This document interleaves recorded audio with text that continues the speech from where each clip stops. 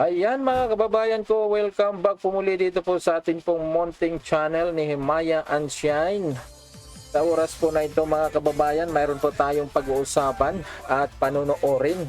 Ito pong laban ni Jessica Pegula and Elena Isbitolina. Sila po yung pinalad na magkaharap dito po sa finals sa Dubai Duty Free Tennis Championships 2026.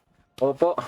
Ito pong si Jessica Pegula mga kababayan ay kahapon lamang po ito din nanalo. Opo, ang naging kalaban niya po ay kapwa niya pong Americans din. Oo, na si Anisi Moba. Oo, ang kanya pong nakalaban. Samantalang itong si Elena Isbitolina, ang kanya naman pong nakalaban ay Americans din po na si Coco Gauff. Ito pong si Elena Isbitolina ay nasa world rank number 9. Taga Ukraine po ito. Samantalang ito pong si Jessica Pegula ay Americans at ang kanya pong ranking ay world number 6. Opo, so ganun po, no? Kalupit ang mga players po na ito. So nasa top 10 po sila parehas. Oo, so ngayon po mga kababayan ay panoorin po natin yung kanila pong mga highlights sa kanila pong mga laban na naganap. Oo, para mamayang 11 PM yung kanila pong laban ay 11 PM dito po sa Pilipinas at malamang 5 PM ba o 6 PM doon sa Dubai. Oo, mga 6 PM doon sa Dubai yung kanila pong laban, pero 11 PM po dito sa Pilipinas. So final na po ito mga kababayan, kaya panoorin po muna natin ang kanila pong mga highlights na naganap. Oo. So hindi na po tayo lalayo sa kanila pong mga highlights na panonoorin, kundi yung mga highlights lamang po nila kahapon. Oo, kasi magkasunod lamang naman po sila na naglaban po sa semi-final. So ito po yung ating panonoorin para mamaya ay may idea na po tayo kung sino po talaga ang mananalo sa kanila. Oo, kung sino ba yung talagang malakas na pumalo at matindi ang diskarte. Oo. So dito pa lamang sa highlights na ito ay makikita na po natin ang kanila pong ilalaro po mamayang gabi 11 PM dito sa Pilipinas. Ayan, ang unahin po nating panoorin mga kababayan ay itong highlights ni Jessica Pegula. Then ang highlights naman po ni Elena Isbitolina ng Ukraine. Okay. Ito na mga kababayan. Sandali lamang. Ayan. So, ito po ang una nating panoorin, ang highlights ni Pegula. Ang kalaban niya po dito mga kababayan ay kapwa niya pong American na si Anisimova. Opo.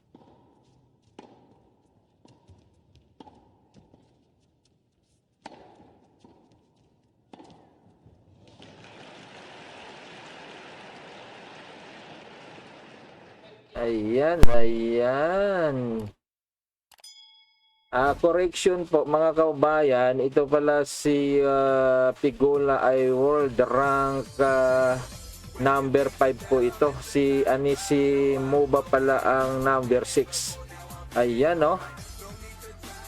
So ang ganda na nangyari sa laban na ito mga kababayan, kasi nga kung makita po natin dito po sa first set ay ang nakuha lamang po nito ni Pegula ay 1. Samantalang si Anisimova ay 6. So bali ang dito sa first set ay 6-1.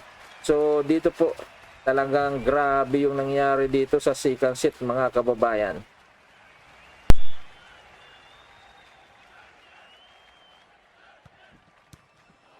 Ayan, yan si Pegula, nakakulay orange. World number 5 po siya. Magkasunod lang po sila sa ranking. 6 po yung si Anisimova.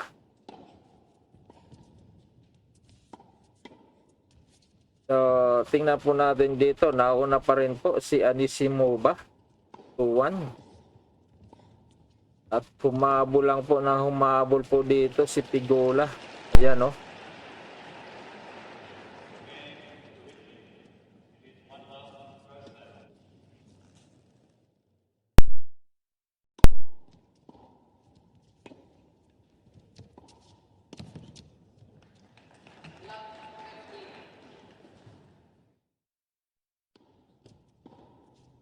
Oh. 3-1 na yan. 4-3. Okay, 4-3.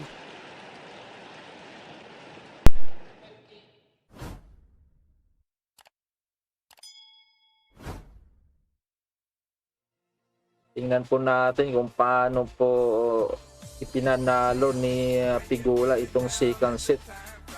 Bagamat na nauuna dito si Anisimova.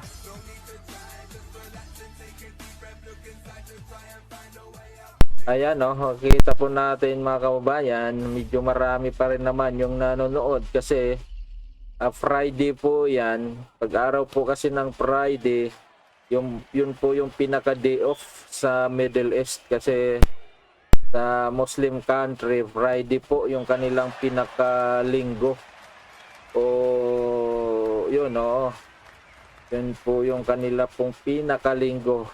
Ang kanila pong pinaka-Sabado ay Thursday. Kaya dyan, marami pong kahit na hindi solid Pilipino po dyan ang nanood. Baka ilang Pilipino na lang dyan yung nanood kasi wala na nga si Alex Ayala. Pero medyo marami-rami pa rin kasi nga day off po yan. So siyempre, yan po yung sikat ngayon sa Dubai. Yan talaga yung pupuntahan ng mga foreigner dyan. Pero hindi po makikita po natin yung mga upuan ay may mga bakanting upuan po. Hindi po gaano na puno. Hindi katulad kay Alex Ayala na punong-puno talaga, walang bakante. Ayan, oh, mga kababayan, di ba? So, nagkaroon po ng third set dito. At dito na po, tinalo. Oo, sa third set na ito, si Anisimova.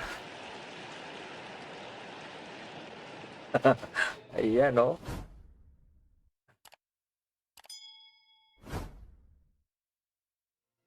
Habang pinapanood ko ito kahapon, nakala ko nga talaga ang mananalo dito si Anisimova. Dahil parang matamlay itong si Pegula. Pero akalain mo, siya po yung nanalo rito. Ayan po mga kababayan, maraming salamat.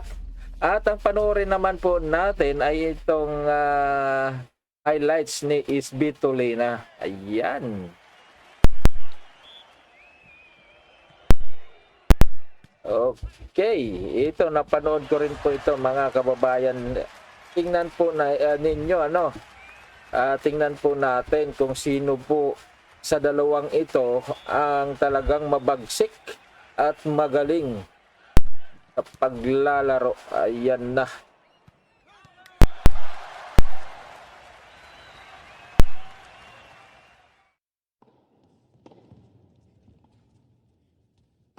So, ang maglalaban sa final, mga kababayan,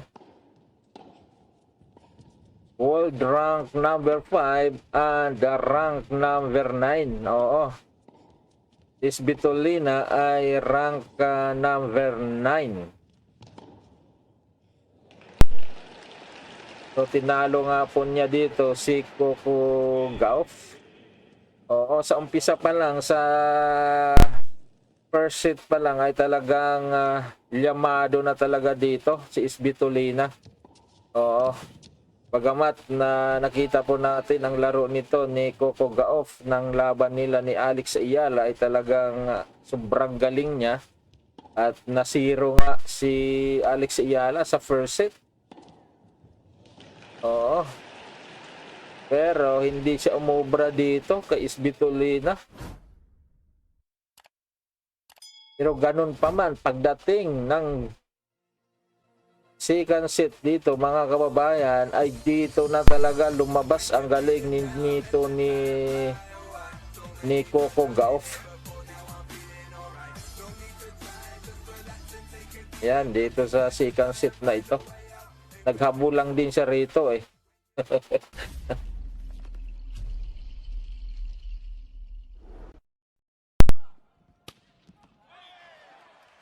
Sobrang tagal nito mga kababayan, itong second set na ito. Umabot po sila sa 15. Opo, kasi nagtay sila sa 6. Tapos ayun, tumaas ang tumaas, dagdag hanggang na umabot nga sila dito sa 15. Kita mo, tingnan nyo yan, 8 na yan, all 8.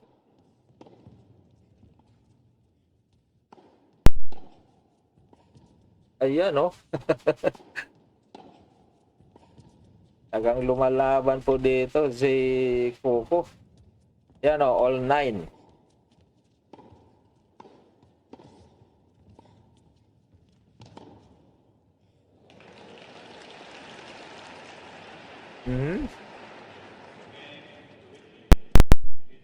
Talaga ang ganda panoorin ito kagabi, grabe.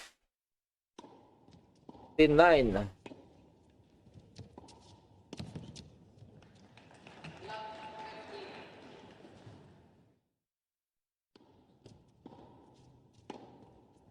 Yan, all 13 sila dyan guys. Dito na ipinanalo ni Coco Gauff ang set na ito, ang second set na ito. Oo, kasi nakuha niya rito yung pang number 15. Oo. Yan, Ayan. Yan, 13-14 yan. So, nakuha na ni Coco dyan ang number 15. Ayan, Tuwang-tuwa dyan si Coco, kaya magkakaroon po ito ng third set. Yan. Pati may Pilipino, tuwang-tuwa rin sa kabayan eh. Kasi nga po, kaya na may mga Pilipino dyan na supporter din itong si Coco. Dahil nga, kung sino yung makakalaban ni Alex Ayala, ang ibang Pilipino ay supporter na rin ng kalaban na yon ni Alex Ayala. Katulad nga ni Donna Vikic, di ba? Dalawang beses sila naglaban ni Donna Vikic.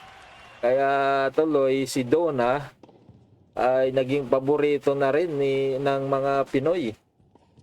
Ayan na, yan guys.